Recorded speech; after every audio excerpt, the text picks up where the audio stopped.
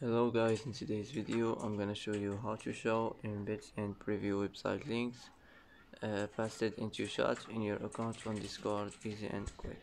First click on your profile, now click text and media, and here as you see you will find show embeds and preview website links pasted into shots. Just click on it like this and this will be turned on, and that's it. That's how to show embeds and preview website links pasted into shots on your account on Discord, easy and quick. And that's it for today.